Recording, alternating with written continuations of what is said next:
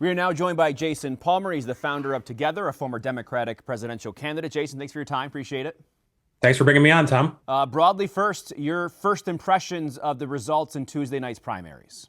It's a political earthquake. I mean, everybody knew that Zoran Mandami is a unique political character, but the fact that the Democratic Socialists of America, an organization with only 100,000 members, got three people elected to the House, that's a big deal. Yeah, and why do you think that is? Like, where are we at politically where this has become a trend now, especially in New York City? Well, New York City obviously is very different than the rest of the country. Zoran could not get elected as the mayor of Austin, Texas, let alone Houston, Texas.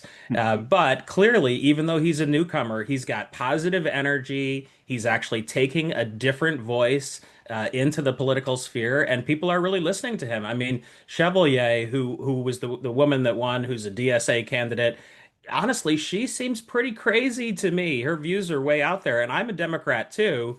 But it's shocking that she actually won with a last minute endorsement from Mandami. It's interesting that you say that as a Democrat, right? Because I think that shows where maybe the party is. Is that a good thing for the party at the end of the day?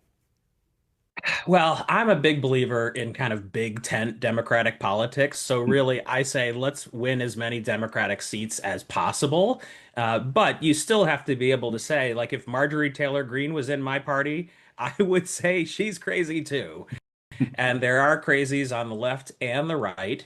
And we need to govern more from the center. American people want common sense solutions. They want people moving the ball forward. They want optimism, positive energy for the future.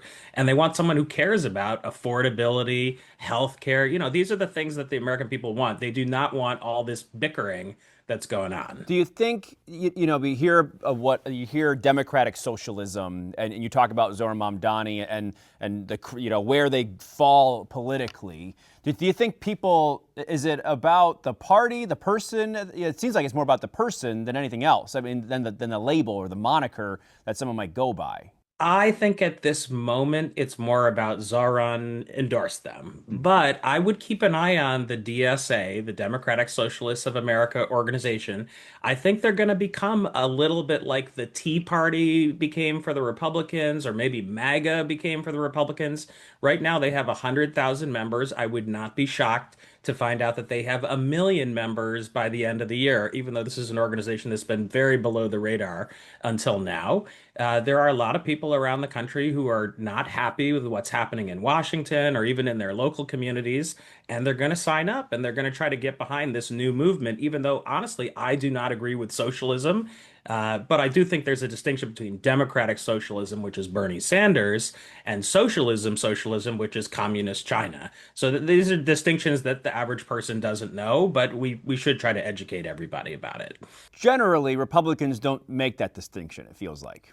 Right? No, not at all. I heard Trump on yesterday saying, these people are radical communists. No, these people are people that believe in defunding ICE, which actually is a position that almost 50% of Americans support right now because ICE has gone way too far in trying to deport lots of, regular people who are working, who are, going to schools, helping our communities who've been here 10 years or more. They're not just going after the criminals like Trump said they would. So there's a real debate going on. And you look at the general elections coming up, and obviously we look at New York's 21st congressional district. That's the big one to replace Lee Stefanik, one of the big ones in New York, you could call it that. And they do look at the Republicans as this maybe as an opportunity, just because they have the Democrats in that race. They have Blake Gendabine, who is, of course, he's running a moderate Democratic campaign, but the Republicans appear to be poised to use and lump him in with what's going in New York City with those Democratic Socialists. How do you manage that? I wish politics were not a cartoon version of itself, but it really is. And so right now, the Republicans are going to try to paint every Democratic candidate as a Democratic Socialist member, even though they really aren't. There are many Democrats like myself and like the candidate you're talking about in 21 there, who are actually common sense, middle of the road, want to have good government, want to, solve problems for real people.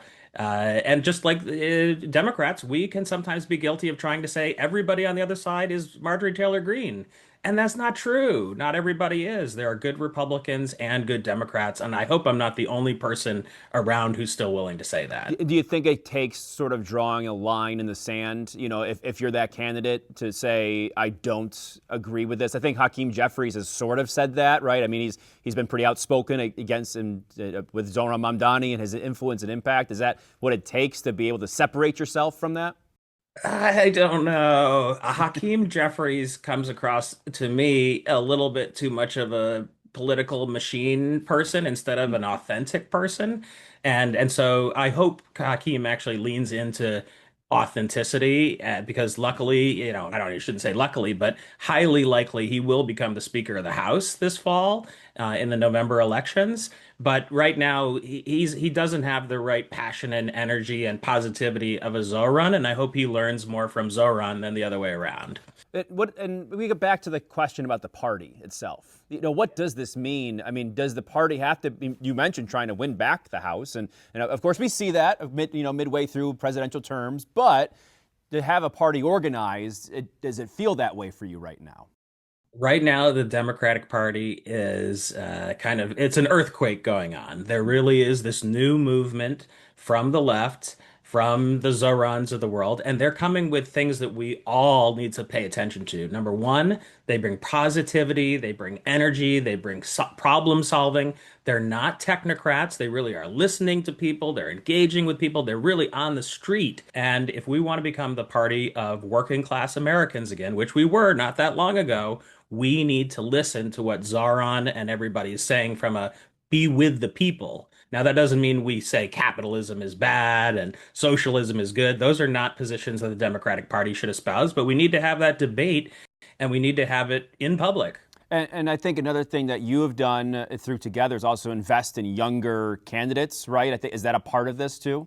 That's right. Last time around, we endorsed 18 candidates for Congress who were average age of 38. We endorsed people in the Democratic side and Republican side, people who would govern from the middle, join the Problem Solvers Caucus. We're getting very close to endorsing 25 for this fall's elections, and it's going to be mostly purple candidates. That's why Together is a purple organization. But at the same time, I really do feel like the center is getting smaller and smaller. There are very few of us in the center who are trying to say good government, good government. The Donald Trump factor, the President Trump's endorsements, we've seen them be very successful in the primary. I referenced New York 21 again. I was there with the Trump endorsed candidate, not ashamed and not shy, wanted everything to do with Trump and getting his attention and got his endorsement, and now is the front runner to replace at least Stefanik. What do you see first of all, in the primaries? Why do you think that's such a factor? And then we'll get to the general in a second. Why do you think in the primaries, that's a factor because the Republicans that vote in the primaries, it's the 30, 40,000 people who are sort of the most MAGA. So, of course, these are people that are very pro-Trump. So that's a smart thing for any Republican candidate to get Trump's endorsement in a primary election. The same way it would be smart for almost any Democrat in the country to get Zoran's endorsement now, or AOC's endorsement, or Bernie's endorsement. Even though I don't agree with them on maybe a third of their positions, they actually are people who bring out the crowds, who bring the positive energy, and I'm glad they're in my party. And I mean, I know it's within the party, but looking at the president's approval rating, I mean, they might not always translate to success when it comes to that. But do you see that more impacting the general election? That impacts the general election. Yeah. Donald Trump is the least popular president in the history of reporting on, are we on the right track or are we on the wrong track as a country? He is globally unpopular and unpopular among independents. And he's losing popularity among young Republicans. He's not a good president. He's a terrible president. But at the same time, that doesn't mean that hardcore Republicans don't like him. Hardcore Republicans who vote in the primaries do like Donald Trump.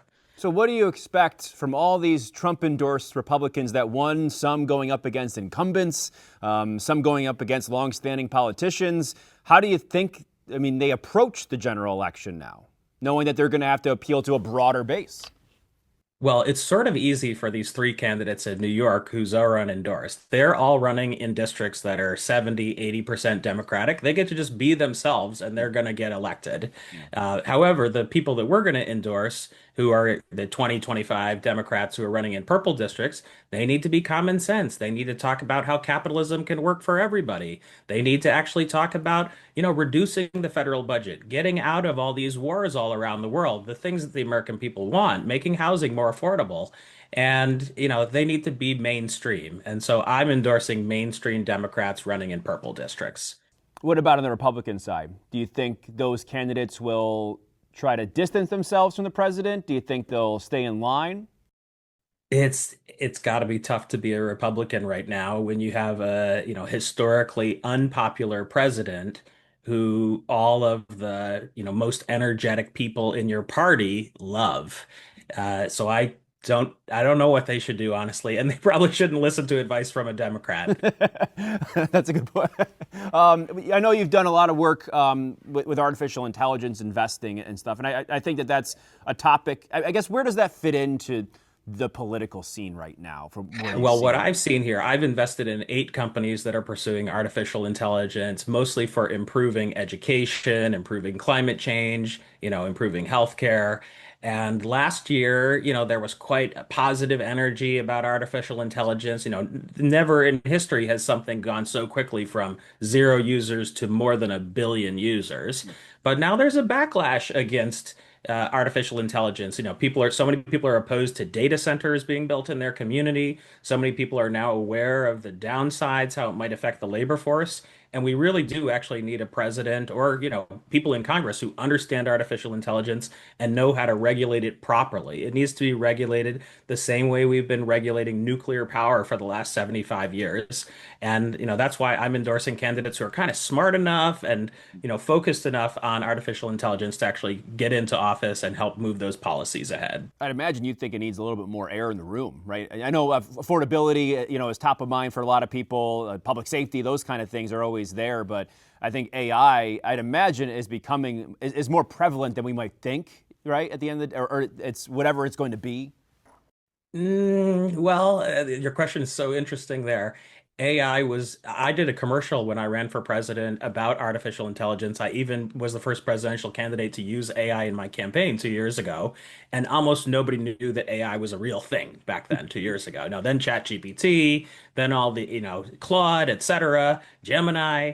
Now everybody who does a Google search has AI that's happening for them in front of them. So the public awareness of AI is way higher now, and the people are concerned about AI. But I still think if you did a survey of the top 10 issues, AI would probably come up number 5, behind affordability, healthcare, immigration, things of this sort. But it's moving fast. I think AI will be number 1 in 2 more years, and it's already playing a role in this campaign. Really interesting. Jason, thank you so much for your time. I really appreciate it. Yeah.